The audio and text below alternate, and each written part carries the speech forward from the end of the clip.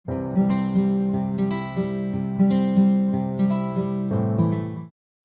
Friends, welcome to Roja classic. இன்றைக்கி நம்ம வீடியோவில் அரைக்கீரை கடையில் எப்படி செய்யுதுன்னு பார்க்கலாம். அதுக்கு நான் கீரையை நல்லா தண்டோடு க்ளீன் பண்ணி எடுத்துருக்கிறேன். இதில் சேர்க்கறதுக்கு 2 பூண்டு எடுத்து, நாட்டு பூண்டு இதை எடுத்து உரித்து எடுத்து வச்சுருக்கிறேன். இந்த அரைக்கீரை கடையிலுக்கு இந்த நாட்டு பூண்டோடு சேர்த்து கடையும் போது ரொம்ப டேஸ்ட்டாகவும் இருக்கும், உடம்புக்கு ரொம்ப சத்தும் சேர்க்கும். வாங்க இந்த கடையில் எப்படி செய்யுதுன்னு பார்க்கலாம். இது செய்யறதுக்கு முதல்ல கடாயில் நான் 2 டம்ளர் அளவுக்கு தண்ணி சேர்த்துடலாம். தண்ணி கொஞ்சம் அதிகமாக இருந்தால் கூட பரவாயில்லை. தண்ணி லேசாக சூடு ஏறினதும் காரத்துக்கு ஒரே ஒரு பச்சை மிளகாய் சேர்த்துடலாம். கூடவே நம்ம எடுத்து வச்சுருக்கிற பூண்டு பல் எல்லாத்தையும் சேர்த்துடணும்.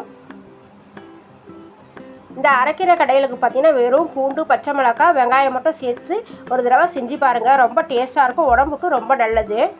இப்போ இந்த கீரைக்கு தகுந்தப்போ நான் ஒரே ஒரு வெங்காயம் எடுத்துருக்கிறேன். இந்த வெங்காயத்தை இதில் சேர்த்துடலாம்.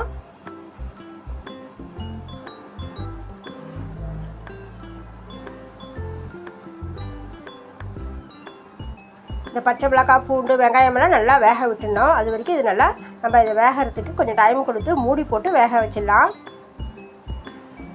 நீங்கள் கீரையில் தண்ணி அதிகமானாலும் அந்த தண்ணியை வடிகட்டி அதில் ஒரு பிஞ்சு உப்பும் கொஞ்சமாக கரம் மசாலா தூளும் சேர்த்து வீட்டில் இருக்கிற பிள்ளைங்கிட்ட கொடுத்தீங்கன்னா அவங்க குடிச்சிடுவாங்க. அது உடம்புக்கு சத்து. அதனால் கீரை வேக வைக்கும்போது கொஞ்சம் தண்ணி அதிகமாக இருந்தால் பரவாயில்ல. இப்போ நான் மூடி போட்டு விட்டுருக்கிறேன். இந்த வெங்காயம் பூண்டெல்லாம் கொஞ்சம் நேரத்துக்கு வேகட்டும். வெங்காயம் பூண்டு வெந்த வாசனை வரும்போது ஓப்பன் செஞ்சுட்டு நம்ம சேர்த்துருக்கிற பூண்டு, வெங்காயம், பச்சை மிளகாய் சீக்கிரமாக வெந்து வந்துடும். பூண்டு நல்லா வெந்திருக்குதான ஒரு தடவை நம்ம செக் பண்ணிக்கலாம். பூண்டு பார்த்திங்கன்னா ஒரு 3/4 பங்குக்கு வெந்து வந்திருக்குது. அடுத்து இதில் நம்ம க்ளீன் பண்ணி எடுத்து வச்சுருக்கிற கீரையை இதில் சேர்த்துடலாம்.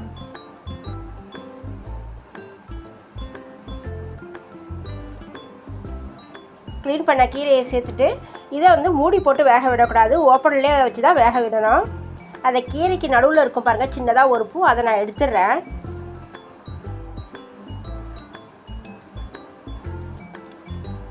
கீரை பார்த்திங்கன்னா சீக்கிரமாக வெந்து வந்துடும். ஆனால் அந்த தண்டோடு நம்ம சேர்த்துருக்கிறதால தண்டும் வேகணும். அது வரைக்கும் நம்ம டைம் கொடுத்து வேக விடணும்.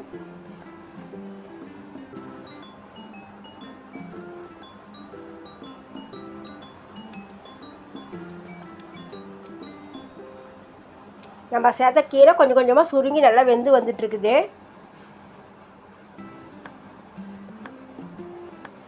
பாதி அளவு சுருங்கி வந்ததை நம்ம ஒரு பக்கத்துக்கு மறுபக்கம் திருப்பி விடலாம்.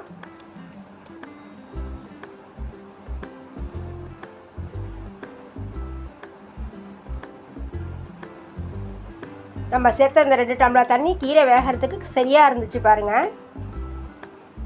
இப்போ கீரை பார்த்திங்கன்னா ஒரு 2 நிமிஷத்தில் வெந்து வந்துடும். ஆனால் அதில் இருக்கிற தண்டு வேகணும். அது வரைக்கும் நம்ம மறுபடியும் இதை கொஞ்சம் நேரத்துக்கு வேக விடலாம்.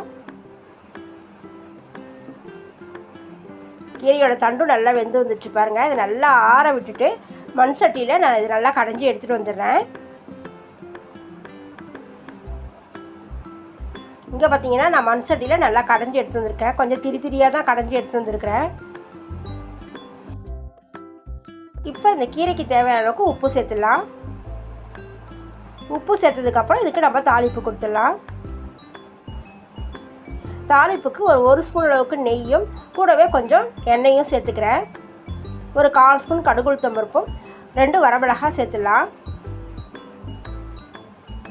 நம்ம பொருள் எதுவுமே சேர்க்கலை, வெறும் பச்சை மிளகாய், பூண்டு, வெங்காயம் வச்சு செஞ்சுருக்கிற இந்த கீரையும் சாப்பிட்டோன்னா ரொம்ப டேஸ்ட்டாக இருக்கும்.